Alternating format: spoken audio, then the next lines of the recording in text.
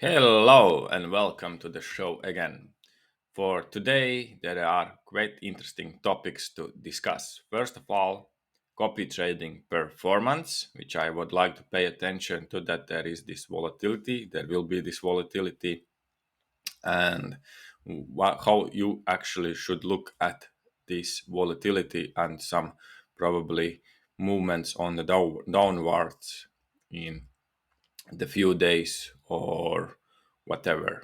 The second thing then is also this white paper for the Bitcoin. We will continue in deeper technical analysis, actually, how the blockchain works and what is digital coin. And the third one, also would like to pay attention to what's going on in the news and what's important to pay attention to. So let's jump in and begin.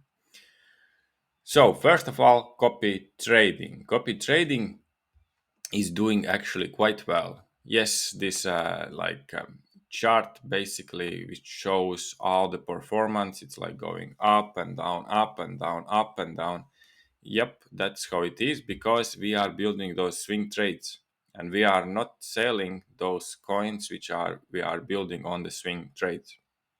So therefore, when the market pumps, it quickly gains something, and when it actually goes down again, then we basically technically on the paper lose it, but in reality we do not lose anything. We just get another good entries, and we still have a lot of potential to enter the market. So I can show you here, for example, currently we have got a lot of good entries for the coins. Basically, all of those green ones are pretty good entries. There are still like more than 100% in the profit. So if we are going red on those coins, we just buy more. We don't sell them. What we do on the daily basis are two coins which are trading on the daily basis. It's Bitcoin and Solana. In uncertain periods, we are also shorting Bitcoin, like right now also. And we are going long with the Solana. So that's important to mention because still on everyday basis, we are making money with those daily trades. And those daily trades actually will start to they in the long term they have a big impact because overall the market can go down, can go up, but in the long term actually this impact is quite significant because on the daily basis we basically make for this challenge account around 20, 30, 40, 50 USD, and that's in the long scope is quite significant. That is those 2% per day, which is quite significant to collect, and with compound interest it start to work quite nicely, quite fast. So uh, that's how to look at those things. Okay, the internet is somehow struggling, and now I would like to go. I wanted to go actually to this copy trading performance. Hopefully, it will open the actually trading center. Just want to show you those inner day trades because they are in quite a good profit. For example, yesterday plus 17, 17, 11, 18, 85, 46, 45, 49.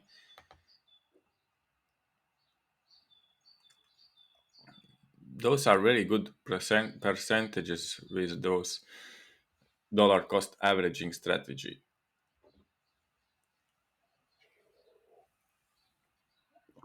Again, 49, 48, 48, 48, 48. Okay, then there are some minor losses. They used to happen from time to time, but in general, it's quite good.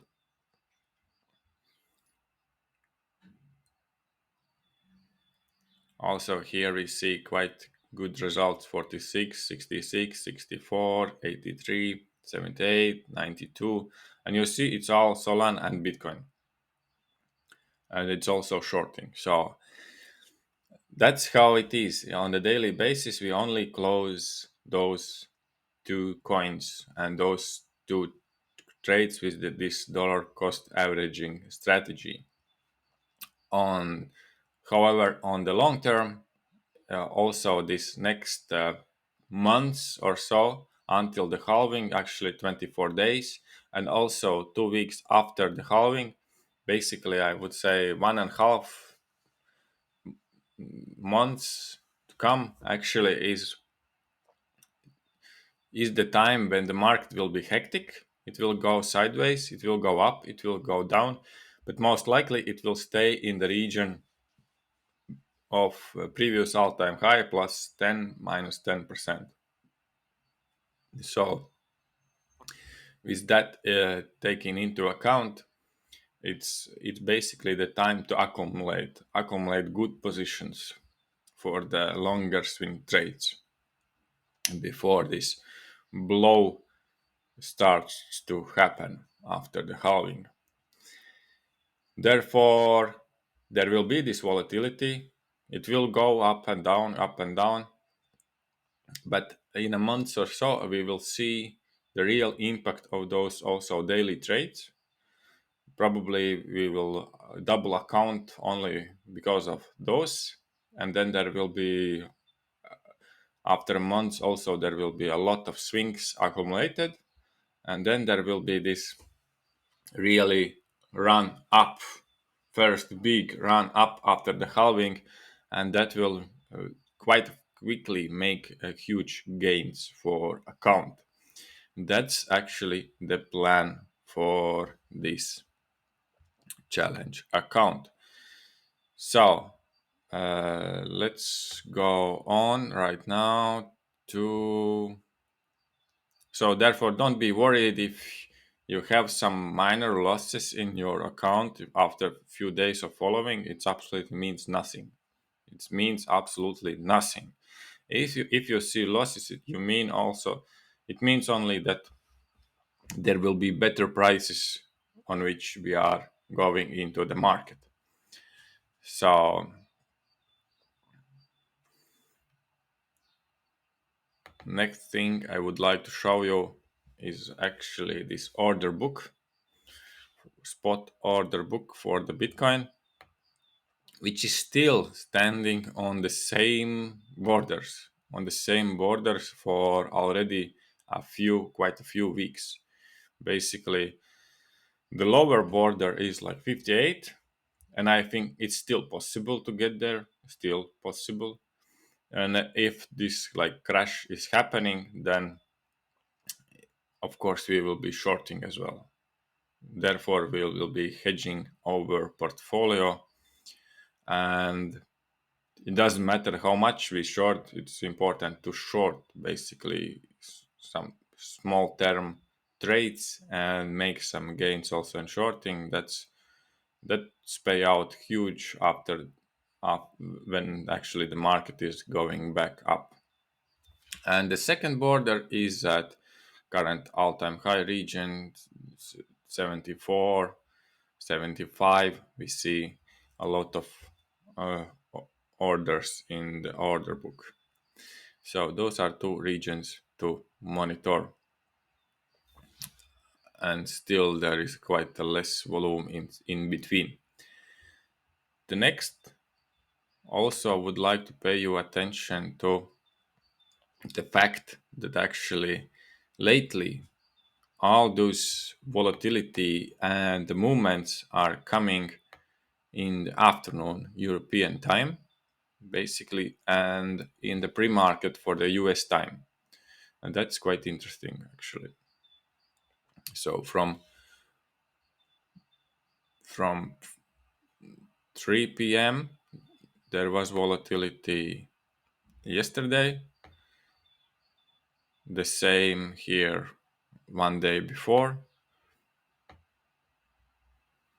the same here one day before. So Basically, when the pre-market opens in US, this volatility occurs. So with the ETFs currently in the market, I would say Bitcoin moves like US index, basically, like regularly, like US index. The largest movements comes when the US market is opening. So with that being said, it's quite important actually to be in the market in those hours and be ready for the move. No, it doesn't matter which direction, be ready that there is volatility. So, all right, then let's go also to liquidations.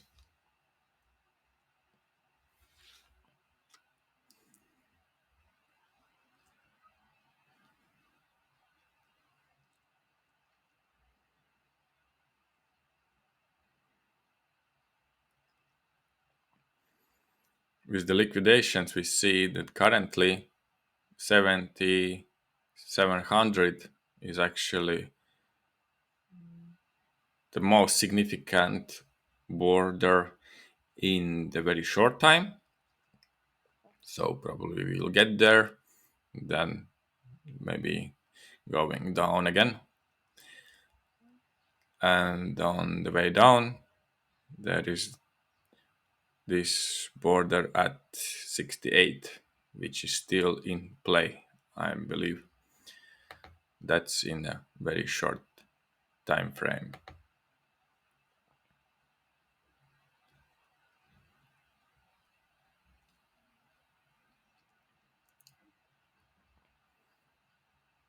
However, in the longer time frame, we see that this basically, as we saw in the order book, in the spot order book by Binance, also this liquidation chart actually accepts and this order book, and we see this volume at 74.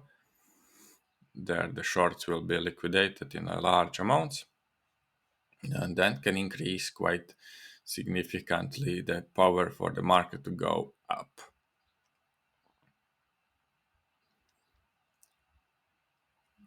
Yeah, that's regards current levels and liquidations and order books in the market. Then I would like to pay your attention also to on-chain data. So until the halving 24 days, and also important measurements can be tracked.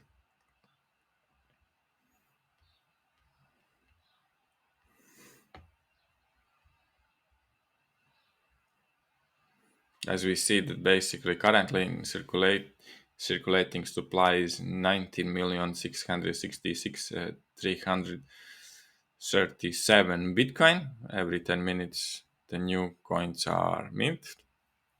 And also wanted to pay attention to the fact that there is basically only the good news coming out on the Bitcoin and also other crypto coins.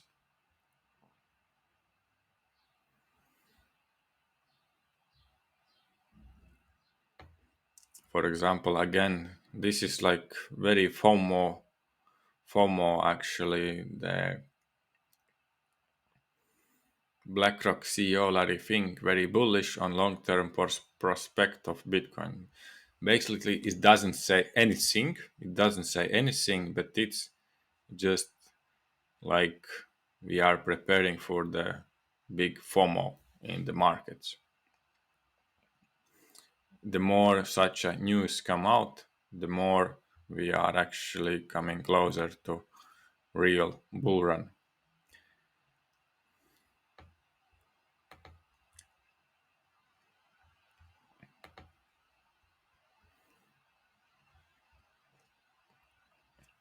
It's bullish for Bitcoin, but it's even more bullish for Ethereum, as we have heard previously. This ETF is coming.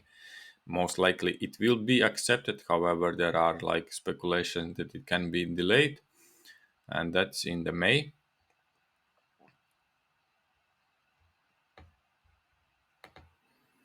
And then I would like to pay also attention to this on-chain data. Basically, it's also important to track those burned Ethereums, which is basically showing how much this waste in this coin is. The less it's burned, the better.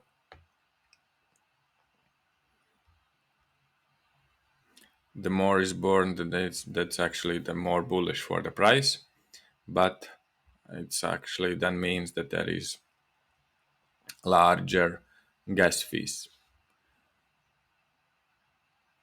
and that can slow down transaction amount.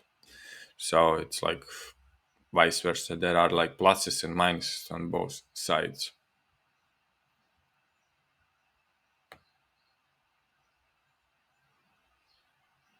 And then there is, for example, this is good chart transactions on the Ethereum network daily. So we see that we are trailing upwards quite well. And we look to the all-time chart, then we see that previous bull run we were higher, but we are like not really falling a lot, and we are gaining the highs again. And there is also one important thing to mention about Ethereum, because on Ethereum there is like way more developers currently working on Ethereum than any other blockchain. So that's quite important to take into account, because where the developer power goes, there also the innovation lies. So therefore, if there is like 5 times more developers on Ethereum than any other blockchain, then it's quite clear that actually also this latest developments will occur on Ethereum, and Ethereum definitely is the coin to buy for this bull run. As we see, also active addresses are going up, and we see the long-term chart the same thing.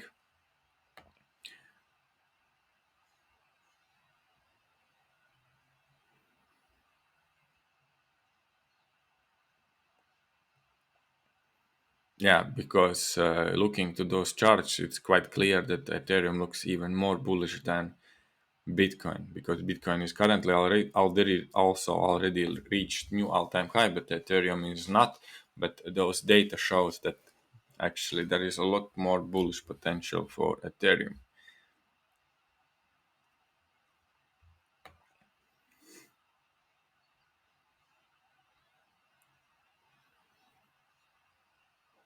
So this is also very good information to watch, definitely, to understand what is going on with the coin and how much is actually potential for the coin.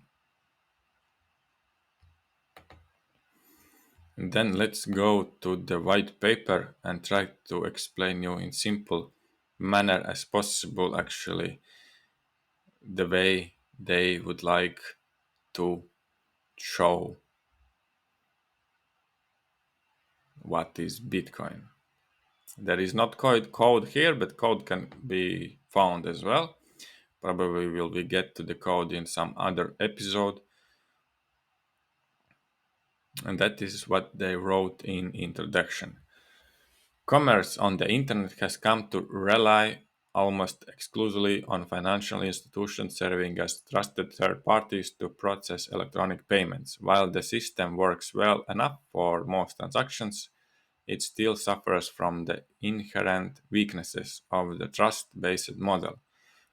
Completely non-reversible transactions are not really possible since financial institutions cannot avoid mediating disputes. The cost of mediation increases transaction costs, limiting the minimum practical transaction size and cutting off the possibility for small casual transactions. And there is a broader cost in the loss of ability to make non reversible payments for non-reversible services. With the possibility of reversal, the need for trust spreads. Merchants must be wary of their customers, hassling them for more information than they would otherwise need. A certain percentage of fraud is accepted as unavoidable. These costs and payments are those costs and payment uncertainties can be avoided in person by using physical currency, but no mechanism exists to make payments over a communications channel without a trusted party. What is needed is an electronic payment system based on cryptographic proof instead of trust, allowing any two willing parties to transact directly with each other without the need for a trusted third party. Transactions that are computationally impractical to reverse would protect sellers from fraud, and routine escrow mechanisms could easily be implemented to protect buyers. In this paper, we propose a solution to the double spending problem using a peer-to-peer distributed timestamp server to generate computational proof of the chronological order of transactions. The system is secure as long as honest nodes collectively control more CPU power than any cooperating group of attacker nodes. Yes, exactly. So that's the idea, and actually let's read one more. We define an electronic coin as a chain of digital signatures.